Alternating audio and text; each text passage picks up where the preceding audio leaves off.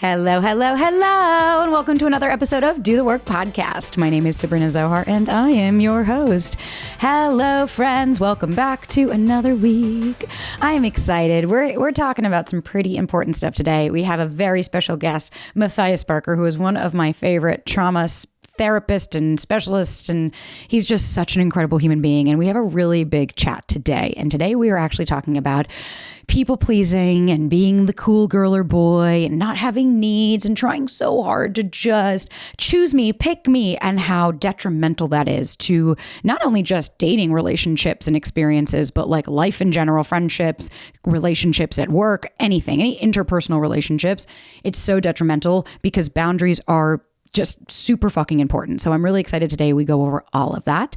And of course, some housekeeping as always. Please don't forget to rate and review the show. Wherever you're listening on Spotify, there's 3 dots at the top on the main page. Just press rate show. On Apple, if you scroll all the way to the bottom, you can leave a review.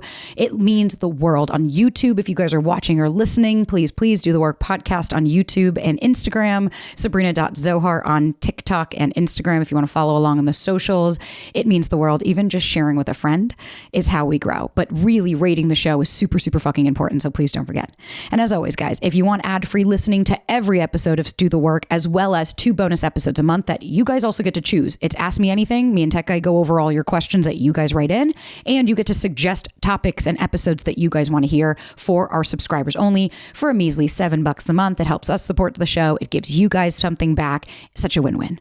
So you guys can check all that out in the show notes. If you want to work with me, the course is still out. It's so fucking amazing. We have another course coming out soon with my favorite Brit Frank that is coming out in the next month. And that's going to be on breakups and no contact and how to really detox after and get yourself into a place where you're ready to date. So that's coming soon. But right now the foundation course is out. None of these, by the way, it's not an upsell. They're all individual. They're all for wherever you're at your journey. You don't need anything besides the course. There's no books that you need to get. There's no do this to get this. It's just merely here is the information that you guys hear. Now here's a way to implement all of that information. And in the foundation course, we go over dating patterns, limiting beliefs, inner child work, meditations. You have access to this for life, and you can come back anytime you need it. So everything is always, guys, sabrinazohar.com or in the show notes. You could check it out. And so, yeah, I'm just so excited. Thank you guys as always for everything. You make this the best part of my fucking day, my week, my month, and my year. So I'm so grateful for you guys. And thank you as always for allowing me to be me so that you guys can show up as you. So without further ado, let's get right on into it, shall we? Hi, Matthias. Welcome back to Do the Work Podcast. Hello. I'm so happy to be here again. This is wonderful. Likewise, it was such a pleasure to have you for the first. And I was like, we need you alone so that we can talk about stuff that you post all the time that I am so obsessed with. We're going to talk about the meat and potatoes today about like needs in dating, being the cool girl and guy, people pleasing, all of that. But before we jump into all of that, could you please introduce yourself to anybody who is new to you, new to the podcast, and just isn't familiar with how amazing your work is? Well, thank you. Yeah, I'm Matthias. I'm a psychotherapist. I'm based in Nashville, Tennessee. I make videos on the internet about healing from trauma and relationships and some couples stuff, some like parenting stuff. I kind of just touch on all the relationships in your life that are probably the most important, and then kind of getting to the root of the stuff that we're holding so that we can deal with that, heal that, so we can show up our best selves in the relationships that matter most. That's all the stuff I'm super interested in. So everything from dating and relationships to your folks, I'm here for all of it. That's what I love it. Well, and that's why I was so excited to have you on, because I think what we're going to be talking about, the crossover, like it's such an interesting when we think about people pleasing, when we think about being the cool girl, not having needs. Like I can tell you firsthand, I played that part for years.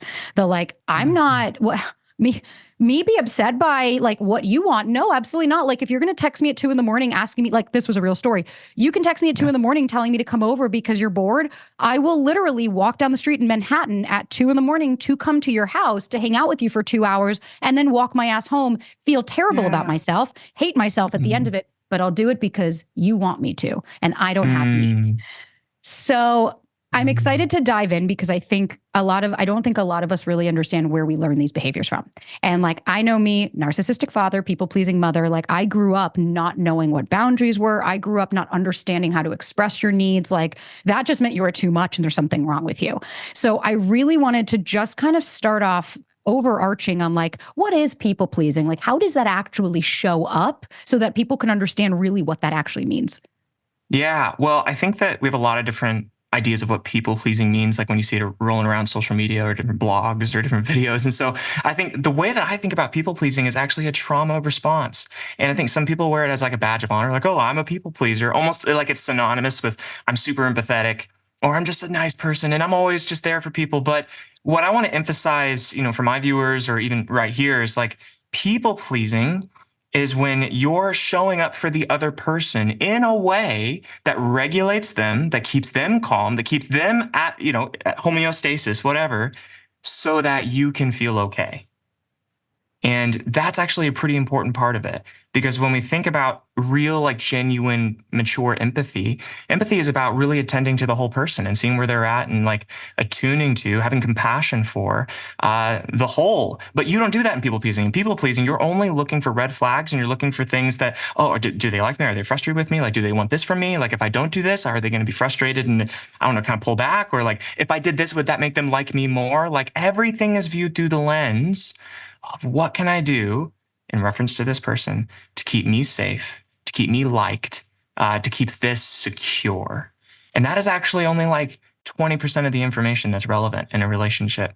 And that's kind of mind blowing to folks who are people pleasers. Like, what do you mean? I'm like, all this attention to detail that you think like, oh, I'm such an attuned person, I'm paying such close attention to them. I'm like, you're only paying attention to maybe 20% of it. Because once you zoom out from just the stuff that keeps me safe, you start to see that there's whole, worlds. There's tons of nuances to what makes this person unique and lovable and great or problematic and someone that you probably need to set boundaries against, whatever, that you don't have eyes for if you're only looking through the lens of your trauma. So that's how I start the conversation on people pleasing.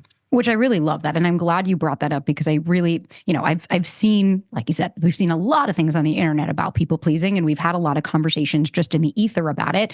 And one thing I think, I don't like saying it this way, but like one thing I have heard a lot, and I would love your take on it, is, I think a lot of people look at this as like you said, I'm just empathetic. I just care so much about this person. And then we start to look and say, is that it? Like genuinely, because listen, I'm very empathetic and I care about people, but I also know when I'm being taken advantage of or things like that. Is this, to use the word manipulative, like, how do you feel about that word being associated with people pleasing? Because I have heard it a lot, and I would like your thoughts on that because I don't really technically know how I feel, but I can understand it. You know what I mean? Yeah. Well, I made a video and got in trouble because I called people pleasing manipulative, and people didn't like that idea. But here's kind of the full rounded out version of that. Please. It's that when people say, "Oh, I care too much," I don't take that immediately at face value because what I want to see is how much fear is underneath that. Yeah. Because if it's fear that's driving this intense amount of care, then that's actually not from the wellspring of just your altruistic spirit. That's not just you being a compassionate, sweet person. Now, I'm not saying you're not a compassionate, sweet person. You very well may be, but that it's coming from a different place. If it's coming from an anxious place, if it's coming from a overwhelmed kind of like half controlling, half needy, half anxious, like if it's coming from this chaotic place in you, then maybe your expression of caring too much is actually more about trying to feel okay in this relationship and doing what you need to do for the relationship to feel okay to you. And that, I think, just by definition, is a version of manipulation. It's not malicious, right? So when I say manipulative, we think like narcissistic, kind of like you have this like gain that you're trying to get out of it. I'm not saying you're trying to like manipulate the circumstance to the other person's poor end. I'm saying that just by definition, you're not being forthcoming. You do have an ulterior motive. Your ulterior motive is to stay safe and to make sure this relationship feels secure. And if what you're hearing me say right now feels like, well, is there any other way? Like, what are you talking? Like, what's the alternative here? It would be that you love the other person for their own sake. You want to serve the other person. You want to go over at 2 a.m. to see how they're doing, not because that's the kind of person you are, because you're the kind of dependable friend. You want them to know that you're there for them. None of those. It's because you want them to be okay, because they need someone at 2 a.m., because you love them. Like the whole focus isn't on how they're perceiving you. The focus is on how they're doing. It's like you are kind of almost an afterthought. It's not self-focused. And that, I think when we really get underneath of it, animates a lot of our moments where we kind of pride ourselves for, oh, I care so much. And I'm like, yeah, if you are kind of like the title line, like in all of your thoughts around how you care for people, then you might need to take a step back and say like, oh, wow, am I expressing care out of a fearful place? And if so, that's probably more self-focused than it should be. I'm not going to lie. I agree with you. Like I saw that video and I remember seeing it and feeling in my gut, I was like, ooh, he went there and I'm happy he went there. Cause like, I know even personally, like my mom came to town and it was the first time she met my partner, and my mom, people pleasing, I mean, all day. Like it's sometimes and like my sister learned it and they'll just say yes. And then like, you can see the resentment build up, you can see the anger, and it's like, I wish you just said no, like I wish you just said that this didn't work for you. And my partner had said something and my mom, I was about to respond and my mom stopped me and she goes, Sabrina, don't say anything. He's upset. You don't want to make him even more upset. Okay, Sabrina, you don't want to be too much. Now just keep it in. And I just like, I looked at my mom and I was like, oh no, no ma'am. I was like, I will absolutely not do that. And like, even she stopped. She was like, did I just say that? Like she was so conditioned to just go right into, oh my God, he's upset, make him happy. And I was like, now, do I understand? Oh, she's almost 70. That many years of thinking that I need to make sure that they are okay because then I'm okay. And she'll always say, as long as my kids are okay, I'm okay. And I'm like, but mom, what about you as a person? And that's where I then start to say, I'm like, so this isn't actually about the other person being okay. It really does come back to, you don't want to get yelled at. You don't want to get screamed at. You don't want to deal with the repercussions of the other person not being happy, because rightfully so, when you have a narcissistic husband who rages and screams and you never know what to expect, the thought process is be a good girl. And so for that, I think I can imagine a lot of people resonate with that. And I think my question would be, if you're somebody who resonates with that kind of thought process, where do you even begin? Like in those moments, what can you even do? Because that was a question a lot of people asked, is like, sometimes I'm too far in. I'm like, I don't even know I'm doing it. What's a good place to start for somebody who exhibits that kind of people-pleasing behavior? Well, I want to say to anyone listening, like, it's okay to have that need and to want to feel safe. That's not a bad thing. Like, I'm not saying that's anything maniacal in you or bad in you, that you do feel this deep desire to not want them to be mad at you, to want them to like you, to want things to be okay. None of those desires are wrong. I guess what I'm saying is there's a different way of expressing and acting on those fears and desires that actually isn't just what's best for you, but is what's best for the other person, because there's this mirage of, I have to like make sure that they're not angry and make sure that they're okay, because that's what's best for both of us. That's what's best for everyone. When I kind of want to turn the lights on for a second and say, like, sometimes what's most helpful is that other people experience the repercussions of their poor behavior. And if you're somebody who has never expressed to anyone in your life that you've been offended or angry or put off by what someone says, you've likely grown up in a world where doing so actually created a really dangerous situation for you growing up. Maybe dangerous physically, maybe just dangerous emotionally. That when you spoke up and you're like, Mom, I don't like that, you got punished in a really intense way that taught you, okay, none of that. None of this, like, my opinion when it grates against the status quo. I'm going to shove that way down, because every time my opinion grates against, I don't know, the flow of what's happening, I get hurt. I get made fun of. I get minimized. I get ignored. And so that taught me that's all going down, down, down. I love that you said that, because I think something that I've even, like with the situation with my mom, when I even asked her, like, what were your intentions for that? She was like, well, I don't want him to be upset. And I was like, okay, but you're doing this to keep the peace. You're not doing it because you're like, hey, this is on me. I don't need to bring this up to my partner. This is something I need to go cool off. Like, that's a very different story than, I think that's a really good even place to start, is like, am I doing this because I'm scared of a reaction or a repercussion or something like that? Or am I doing I don't want to say anything to them because actually, no, this is really a me thing. I don't need to involve my partner when I'm just feeling anxious because somebody down the street just said something rude to me. I don't now need to take it out on them. And when I really brought that up, my mom was like, wow, I really see what you mean. And I ended up talking to my partner, having an incredible conversation, bringing to a light his awarenesses so that he could now talk to his therapist about it and look into it. And it ended up bringing us closer. And I think it's so important to be able to at least be in touch with yourself, a skosh, to be able to take a second. Like, I love putting a speed bump of like, I don't need to react. I can take a second. Like you said, there's nothing wrong with wanting to be safe. Of course, please. I encourage everybody. Yeah, come on. Yeah.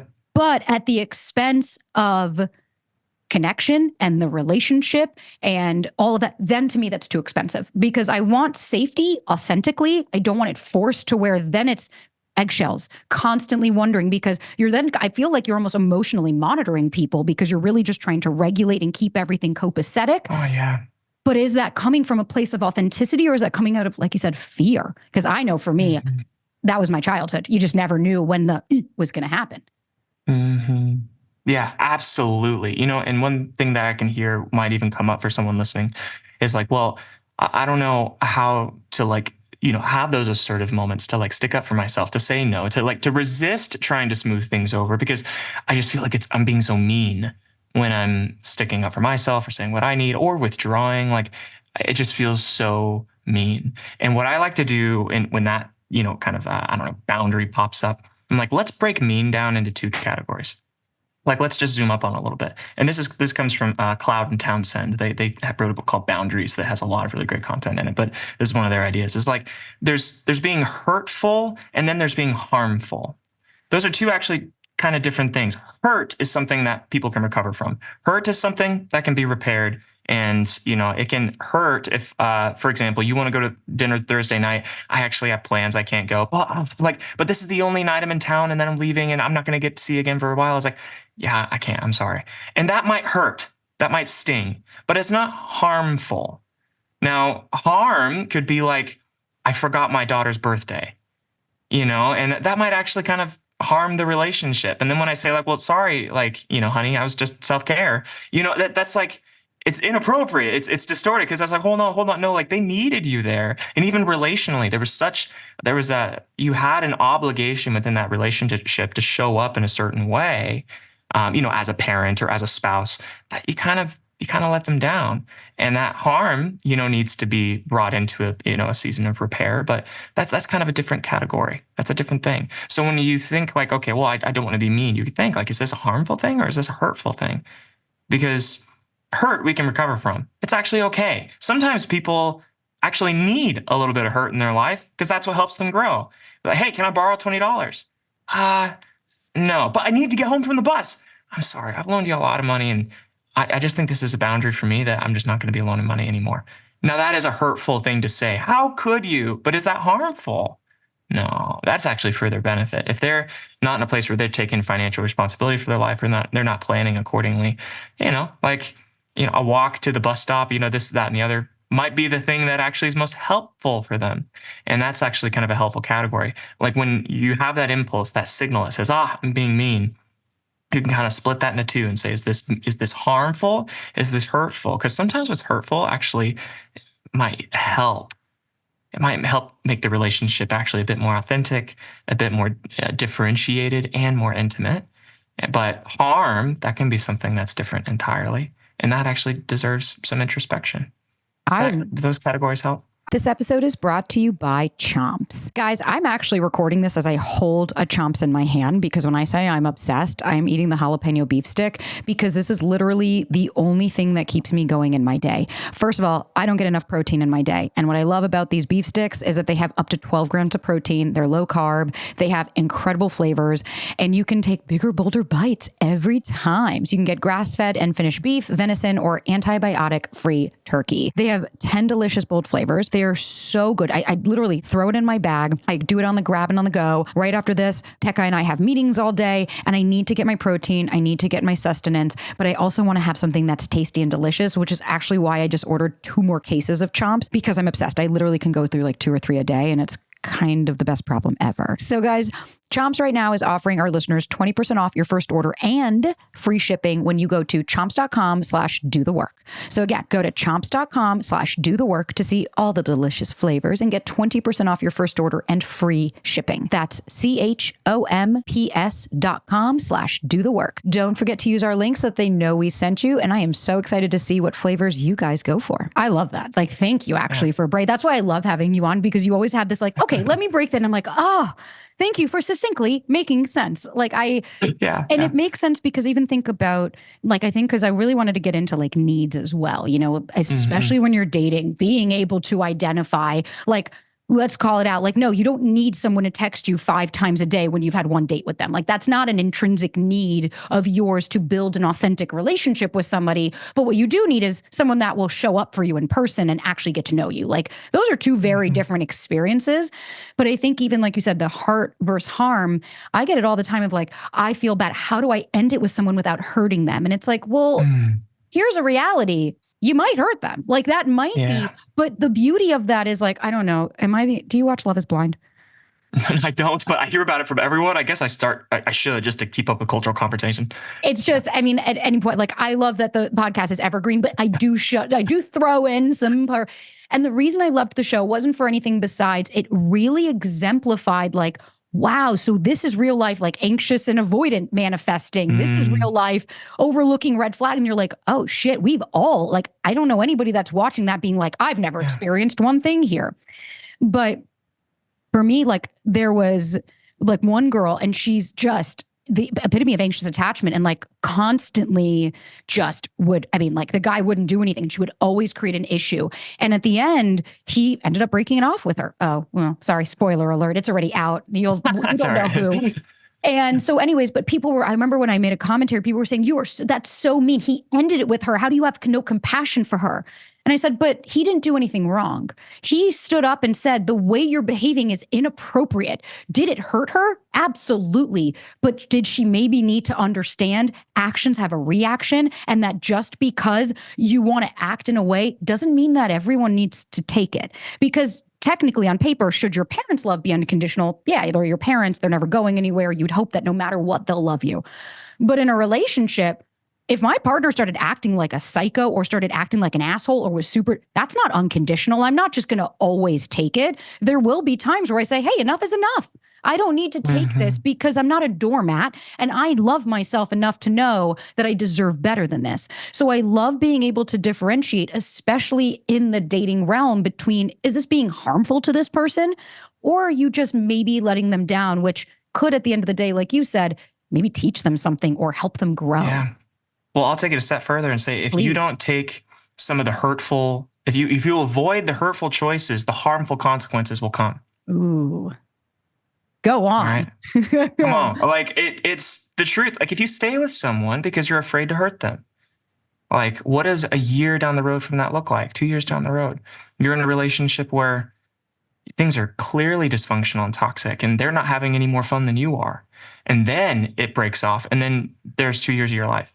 And I think a lot of us can relate to a moment like that where we kind of knew this wasn't right. And then 6 months down the road, we kind of like finally, I don't know, got up the gall to do something about it. And I'm just like, I'm looking back on that. I was like, would it really be so mean and awful to have actually confronted dysfunction when you noticed it, as hurtful as that could have been? And then was it really nice when you look back in hindsight, when you had 6 months of tumultuous relationship, there's probably some harm that happened in there. And if you don't take the hurtful doors when they come in a mature, grounded, regulated way, right? We're not saying going out and hurting people on purpose. The harm might come.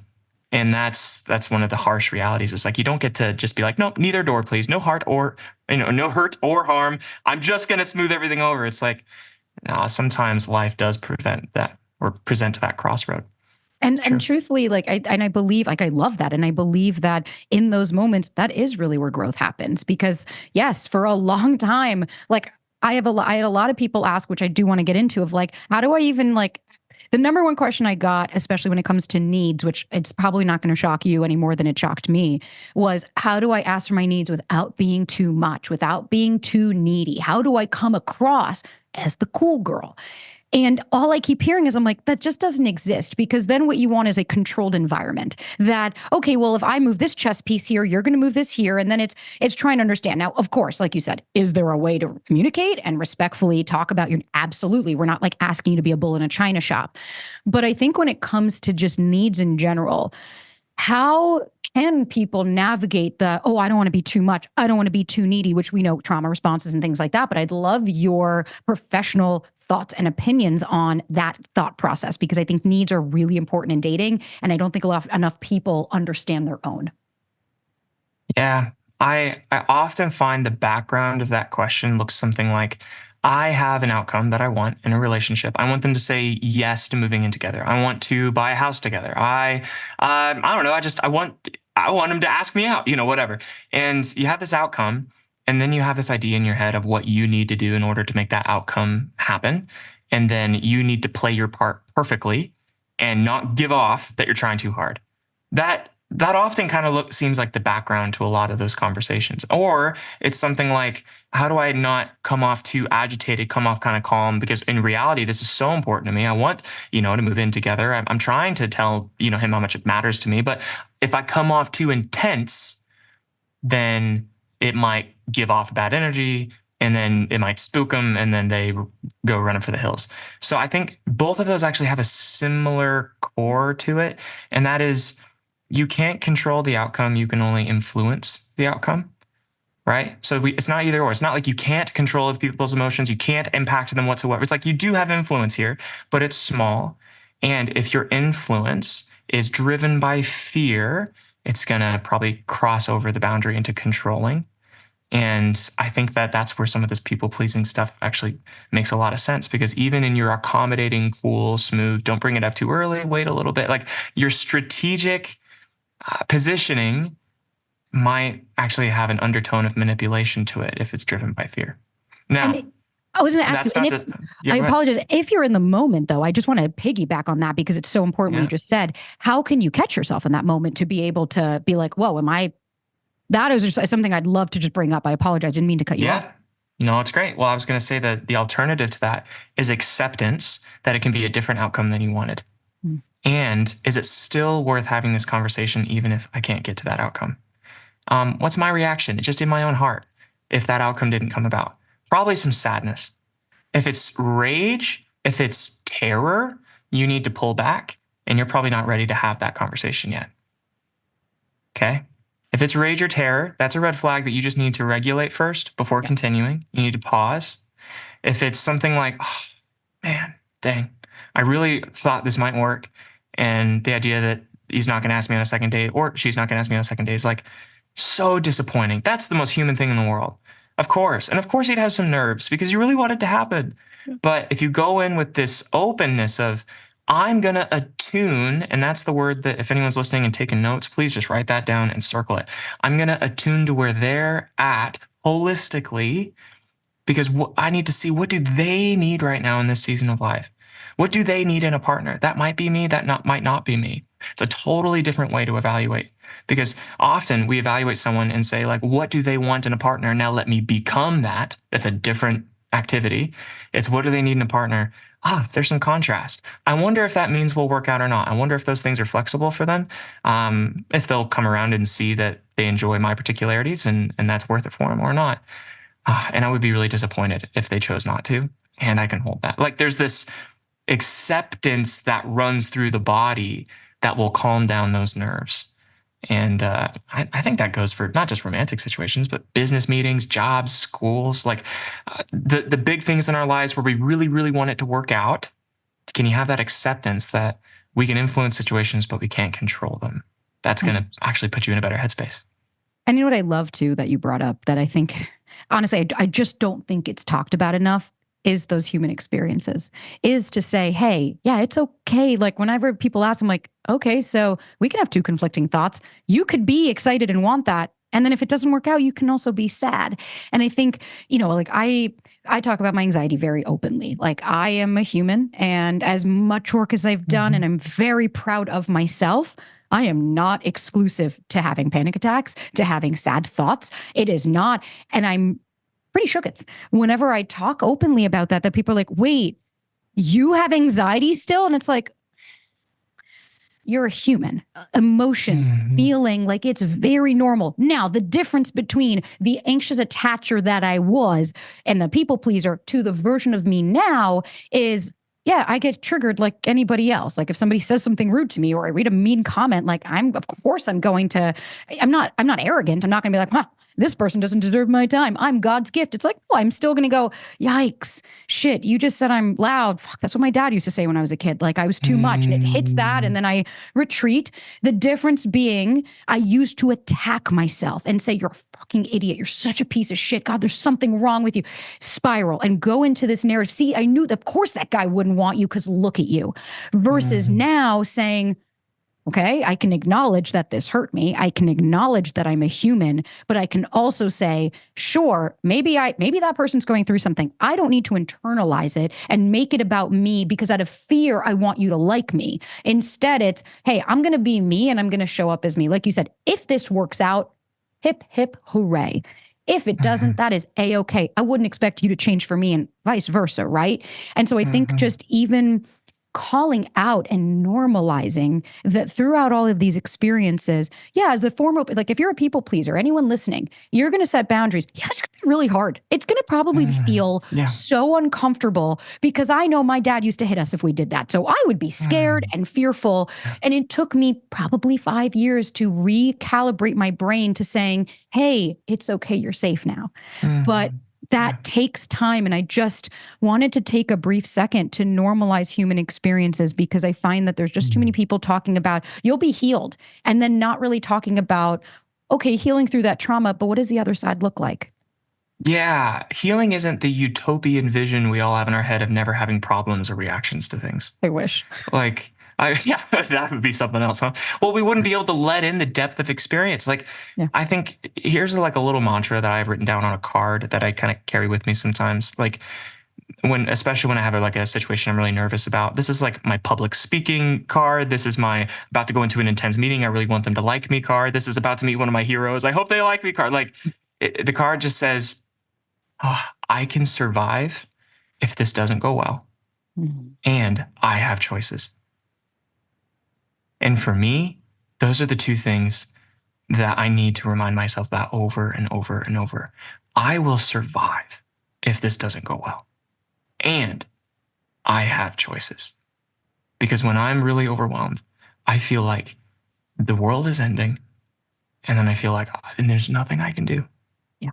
And I need you to remember that you have choices and you're going to survive. If he doesn't call you back, you're going to survive. If you don't get into that program, you're going to survive. You have choices. So and that I think that's the undergirding strength, I think, of confidence. Confidence isn't, I know it's going to go well. Confidence is, I know I'll survive even if it doesn't. And I have choices. This episode is brought to you by Skims.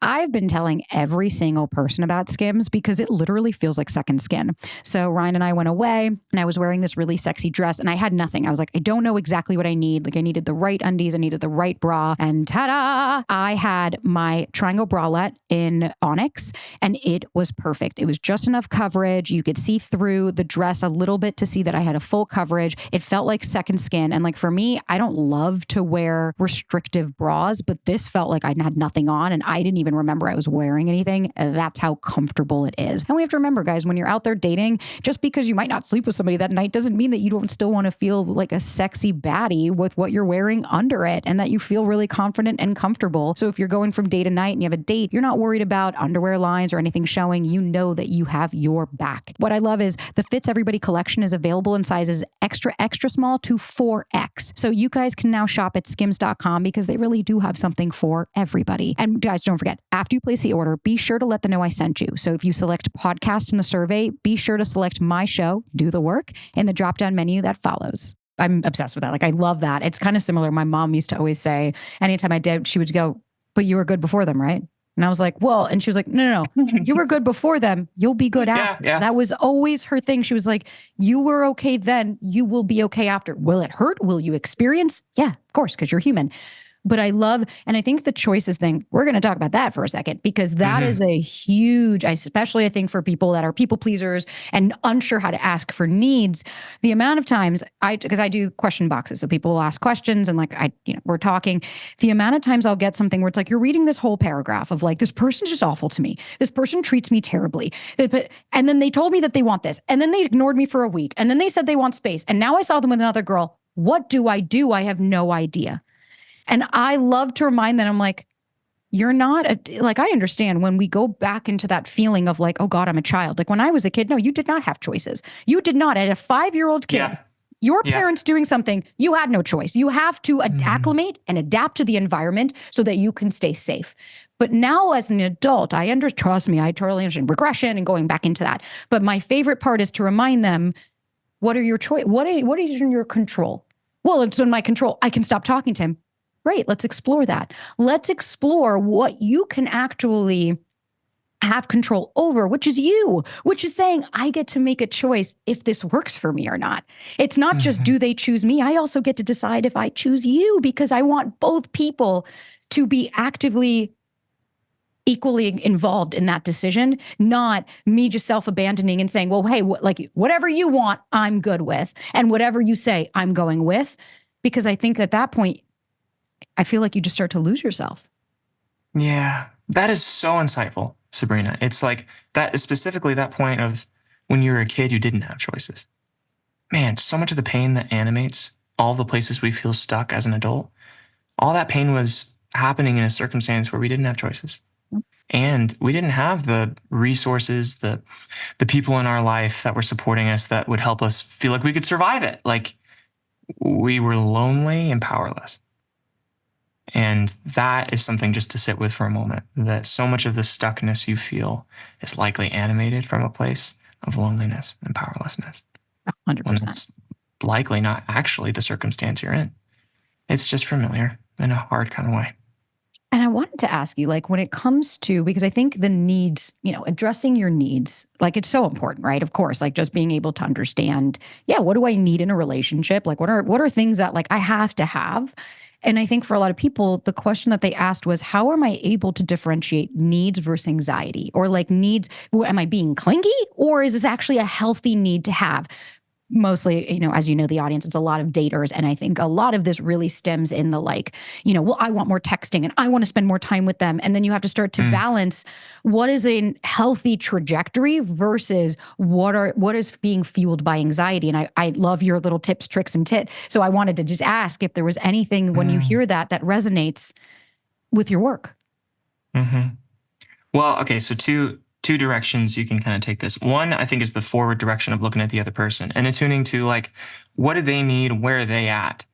Because I might say that, well, I need you. I need time. I need to see you. I need this, this, and this. And then it's like, okay, well, in a mutual, mature relationship where both people are committed to both people's flourishing, is this how a person would show up on my side of a relationship?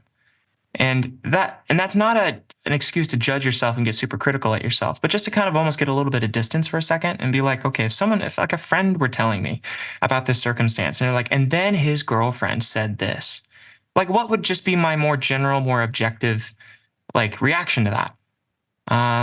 Yeah, he hasn't hung out with her in weeks and she deserves to hang out with her boyfriend. Of course, she's, justified in seeing that. Or it might be like, it's finals week. He's super stressed. His boss is breathing down his neck. He needs some space and he needs some time.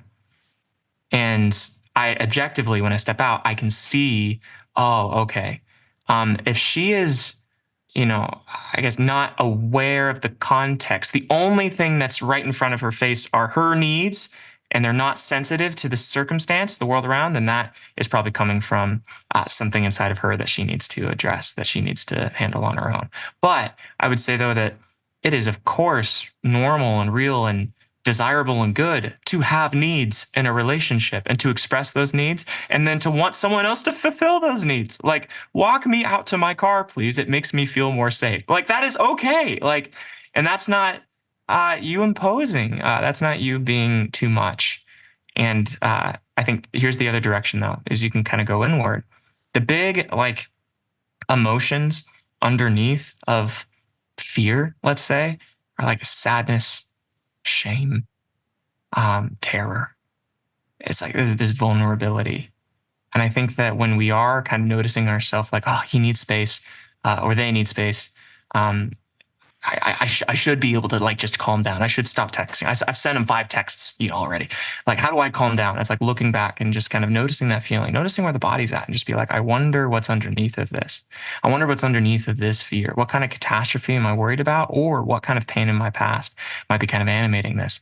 Journaling about that kind of stuff, talking to another friend just about what you're feeling can actually be super insightful. When you get to the root of sometimes that really anxious energy, that insight will create some breathing room, and you'll feel like you have a lot more autonomy to make choices that are aligned with your values when that insight's there. It's not the same thing as healing it, but that insight at least can really create a lot of breathing room, like I said. 100%. I think even, especially with the texting, like it's such a big thing. And I get it. Like dating is weird. It's uncomfortable. There's a lot of unknowns. Like, listen, there's a difference between having anxiety and dating. Like you're a human. I don't know what's going to happen. None of us really know. I would be lying if I said, at least from my experience, when I met my partner, I wasn't like every day skipping on stones and thinking, oh, I'm super secure. No, my partner and I, we met on an app, we hooked up the first date, and I left going, I'm never going to see this guy again. So of course, within me had societal norms coming out of like, oh, you slept with him on the first date, and I'm shaming myself. But then on the same token going, yeah, but I had a good time. Like Mama has needs, talk about having needs and going after them. Like it had been a while. And I was like, I just, and I wanted to explore that. And just being able to differentiate, like throughout that time, like a little bit of that unknown and the anxiety, very normal. But where I started personally, at least for myself on my journey, being able to differentiate between that anxiety and like a real healthy need, the difference between, hey, okay, so if I'm going to see you twice a week, we love that. I love plans. It helps me feel like, because that is a need of mine. And the need is that come from a little bit of a control and things like that? Sure. But at least for me, I'm in control of my life. I like to know what my schedule is the week of. That works for me because I am crazy busy and it helps me. Versus, I need you to text me every single day. And if I don't get my good morning text, then blah, blah. And it's like, okay. The one need I had of I need plans, it really helps me, is because I've got 7,000 things. I'm running 2 businesses. I've got my family, I've got friends. So at the very least, because I'm prioritizing this relationship, I'd like to know when I'm going to see you so that we ensure that we're keeping this connection. Awesome. Yay. Love that. Versus when I wanted that, why aren't you sending me a good morning text? Really where that stemmed from was a fear that they were going to abandon me, a fear that they were going to forget about me, a fear that, but if he's not texting me, then that means he doesn't like me. Okay, then I went further. What is that? Okay, so he doesn't like you. Well, then that reaffirms my core beliefs that there's something wrong with me because you're not reaching out to me. And so that was where I had to go, okay, there's a healthy balance of let's communicate in between dates. I haven't seen you in 5 days. I'd like to at least talk to you once or twice in between that, versus I need you to quell my anxiety. That's my need. And it's like, we got to be able to balance here. Of course, reassurance is very natural, but the constant validation and reassurance then starts to become, that's no longer an intrinsic need of yours. That's just, to me, I'm self-abandoning yet again. I am completely I'm putting it onto them as opposed to taking care of myself, because, well, if I just focus on why they're not texting me and creating a narrative, then I stay away from the root cause of, but I'm fucking terrified of being abandoned and I'm terrified of my core beliefs being reaffirmed. Yeah. And here's the thing. In some relationships, that's actually appropriate to bring up directly. What I mean is, like, if you've been with someone for a while, you have like some vulnerability and trust. Totally. You can say, I think I've just been reflecting on this. My whole like, please text me. Where are you? Where are you? Where are you? I think it's rooted in this. And I think when I realized that, there was a lot of sadness that came up because I really don't want that to feel like a burden for you. And I'm noticing at the same time, I do need reassurance. Yeah. Like, I don't know where that threshold is, where it crosses over into being unrealistic, but what's been your experience of that? And what I find is that, like, I don't know, let's take like heterosexual couples, for example, here. Like, for a lot of guys, I think that when they hear like a direct, like, this is what I need, this is what makes me feel great, they're usually pretty up for it. There's some guys that just get irritated by like the whole, like, oh my gosh, every day, da, da, da, da, da. But like, I don't know, every guy's in a different space where they're ready for a relationship, where they're not, where they're more attuned, where they're not, where they're more communicative and they're not. But what I found is, like, mature guys who are attuned, in this case, to the women that they're dating, if the women are like, I just would love if you text me in the morning, most guys are totally up for that. And if that's like not resonating with your experience, like, what do you mean most guys are up for that? Like, I'm not finding the right guys. Like, I think that there's a place where both people can come to a relationship and in mutuality and in maturity can be like, okay, that's maybe not what I need, but I can see that's what you need. And because I care about you and love you, I'm going to step up to the plate for that, because that's kind of what relationship is. Right. And for example, like I'm totally the not texter in my relationship with my wife. My wife, when I travel, for example, she wants multiple updates a day, send me pictures of everything you're doing. She's sending me lots of pictures of the kids. And that's great. It's just not intuitively what's on my mind. I'm out speaking, or I'm at a conference, or I'm, meeting people and I'm networking or whatever. And it's not because I love her less than she loves me or anything like that. It's just like the intuitive, like, I don't know, communicative instinct is just not aligned. But I've made special note to be like, take lots of pictures of what's going on, send them. And it's not a chore. It's like I know this is going to brighten her day. I know that she's like waiting for this, and it fills her up. And hopping on the phone and talking, like, I'm only gone for one day. Do we need to talk? Yes. Like, I'm going to hop on the phone, and like, because I want her to feel valued, like the good stuff of relationship. I think the stuff that we like see in the movies, the thing that like kind of gets our heart pounding is like that. It's what you invest in, and it's what you it's in those small moments that you build the foundation that will help you through the hard times too. Like, I don't think people always have a vision for that. It's that energy that you put into the relationship and the seemingly insignificant and mundane things that feel like they're not a quote unquote big deal, that are just the foundation and the rock of the hard things. So I'm speaking a little bit out of my experience right now. So Paige, Please. Paige, super sick this past couple of weeks, just feeling super nauseous and really awful, something like the flu, something like that. And, she was like out of commission for 2 weeks. And if I'm being totally honest, like I felt like I didn't get a lot of time with her. I missed talking to her. Like, I had lots of interesting things that happened in 2 weeks I wanted to tell her about, but she was just kind of nauseous. So she just wasn't up for conversation, and she was just kind of out of it. I think in a different headspace for a younger Matthias, I would have gotten bitter, frustrated, a little bit distant, and then super guilty for feeling that way because she's sick. And like, how could I be feeling that way? Da, da, da, da, da. But because there's like a long-standing habit of putting a lot of energy into our relationship over years and years, we've been together 11 years now.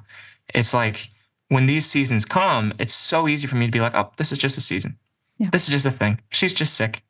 She'll be fine. And then we'll get to reconnect. I don't even have to sweat it. And that rolls off because of the history of energy of like, I've seen her put energy into this relationship before. I've seen her persevere during hard times before. I've seen her really show up for me when it was not her instinct, when she was not in the mood, when she was in a hard place, and she put it on pause to be there for me. I can trust that it's going to be okay. And that's just something I think you build up over time. So for folks who are like, is it okay to want that reassurance? I think there's a natural instinct that reassurance, that regular communication, that energy that you desire is part of the foundation of what builds a good relationship. And it can cross over the threshold to like what you're describing. It's far more about soothing fear in you than it is actually about building anything with them. This episode is sponsored by BetterHelp. I am a huge, huge, huge proponent of talking to somebody, having a therapist, having a third party that is unbiased, does not know the ins and outs, but that can also really help you challenge your thoughts. When I joined BetterHelp in 2018, I didn't know which way was up or down. And I had the most amazing therapist that helped me incorporate different CBT techniques, and we were meditating. And then the next therapist I had, we used DBT techniques, and she was helping me challenge my thoughts and put my thoughts on trial. And it's just such a beautiful platform because one, you could do it in the comfort of your own home, which is really lovely. And you can get things off of your chest that you may not feel comfortable telling anybody else. But what I love about BetterHelp is you have the unlimited messaging in between your sessions. So if you need your therapist, if you're not having a session for another week, you could still message them and at least be able to track your thoughts and have some kind of correspondence with the person that you're working with. Get it off your chest with BetterHelp. If you visit betterhelp.com/DTW today, you get 10% off your first month. So again, that's BetterHelp, HELP.com/DTW. That's my biggest thing. If you have something to say it, of course, please. I am numero uno communicator.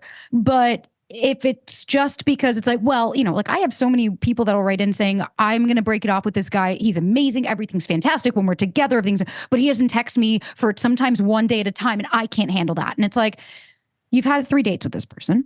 That's not owed to you. You want that relationship shit before you're in the relationship. Whereas like my partner and I, when we first met, I expressed my needs. I said, listen, I'd like more texting in between our dates to feel more connected to you.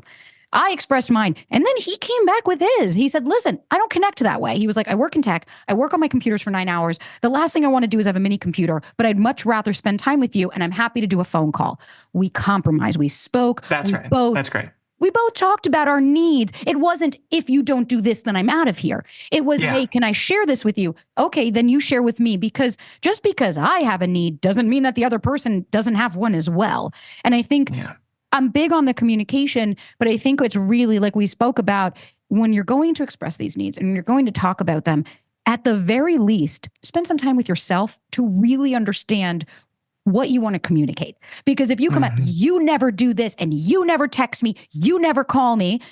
That was something that happened on Love is Blind. You never say this. And the guy, it's like sentences prior, he was saying all of it. And you could see it was like, that's not fair. That now we're not fighting fair. Now we're not articulating. Now we're not communicating. Now that other person's probably going to shut down because we're no longer actually talking about what's happening.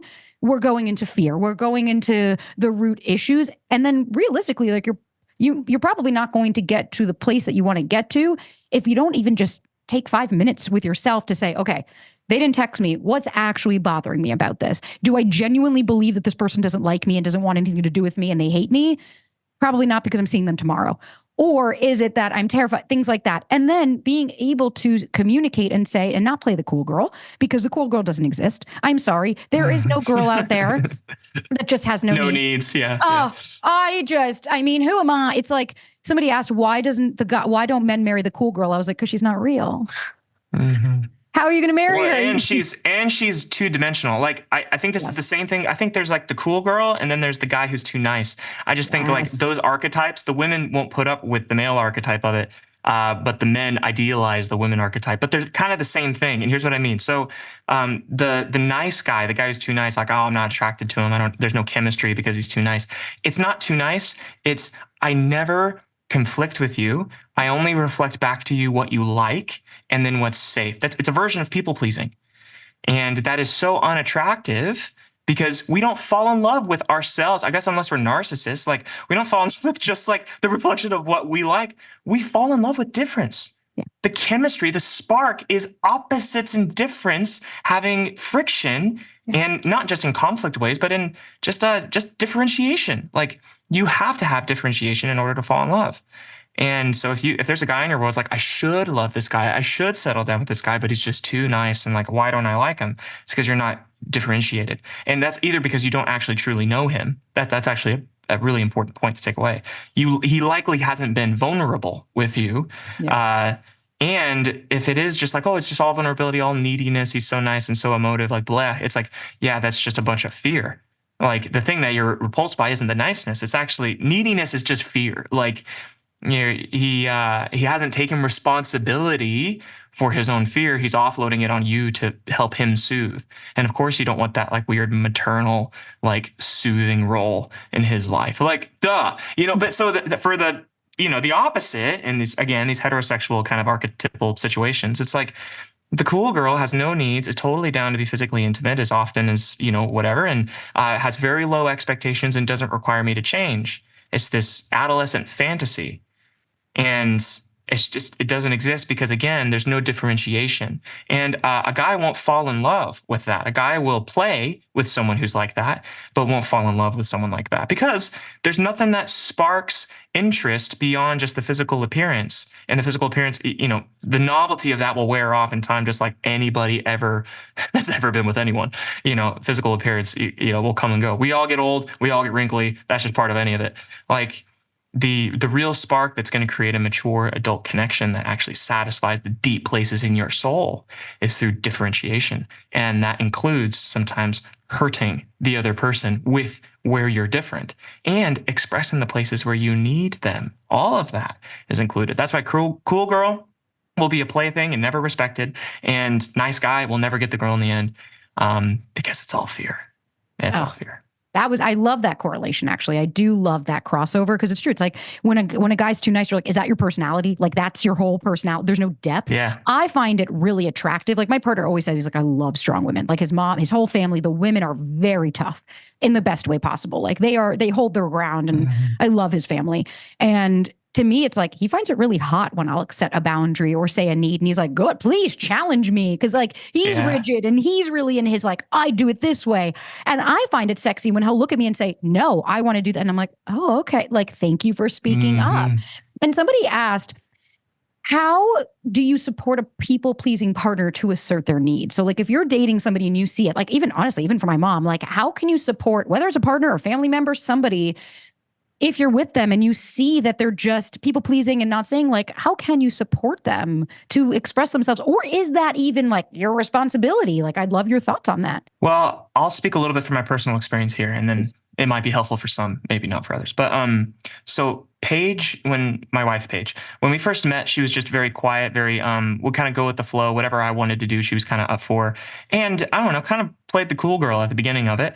And and that was, fun at the beginning. But I remember just this moment of like, oh man, like, where do you want to eat? She's like, wherever you want to eat. I'm like, yeah, but where do you want to eat? And she's like, I'm fine with anything. And I'm like, no, like, where do you want to eat? And I'm like, there's this like argument of like, come on, show up, like come into the relationship, like. And what I found was, like I could put that on her, and I think I did for a couple of years of like, oh, okay, you just don't have the confidence to show up. But what I realized was there were these small ways that she was trying to enter the relationship, and I passed over them because I'm a big personality. I talk a lot. I don't know. I talk for a living. I make videos on the internet like for a living. So of course I have a personality that is like, yeah, you're nodding your head. I could see it. Oh, that So I like, know. so it's like, I I she was trying to show up in Yeah. delicate ways, and what she was doing was she was putting her toe in the water and seeing, would I be seen if I showed up in this way? And then she actually found that she wasn't, because I wanted to see what I wanted to see, and I wanted to eat where I wanted to eat. And then when she said, "How about Mexican food?" I was like, "Ah, nah. How about something else?" And I'm thinking, we could just make a compromise on something we both like. And really, she was just deferring to whatever I wanted, because when she did put out her opinion, it kind of got steamrolled pretty quick. And I think that if you are in a space where it's like, oh, I want my people pleasing partner to kind of come out of their shell, I would challenge you. It's like, what if they have been trying to, and you just haven't had the intuition, the delicate intuition, to see them try to bring some of the light through? And what I stopped doing was being so, I guess, like argumentative. I have kind of a debatey personality. Like I don't wear that really like big on my public profiles. You don't see me debating people, but like me and the boys, like when we're around, we're like debating philosophy or theology or like just kind of going at it. So like I love like kind of verbal sparring with the boys, and I realized like, oh, that doesn't fit at all in my relationship. At least at the early stages of it, was not a good fit. That actually really kind of knocked her back a few. And she was just like, whoa, he can get really intense when we disagree. I'm not sure I'm safe here. And that was just part of me being 19, 20-year-old Matthias, having to just mature and grow up and learn that you got to be a bit more gentle when, like when you have someone that you're dating that's of that personality. And so there's this place where I could pull back, be a bit more gentle, be attuned to her and what she needed. And then she knew how to rise up, and oh my gosh, she's the most opinionated woman in the world that you would never know. Like sometimes I'm like, wow, like her light's really shining through. Yep. Okay. So we can't eat here. We can't eat here. We can't eat here. We can't eat here. Okay. Mexican food it is. So it's like, I'm joking, but it's a beautiful thing when someone feels safe to show up. I And love if they're that. not showing up, sometimes it's them, but sometimes it's the interactions between the both of you. Thank you for sharing that. Like, I love personal stories. I love when it's not just like, here's the clinical. It's like, actually, here's like what I did and how Yeah. like it manifested.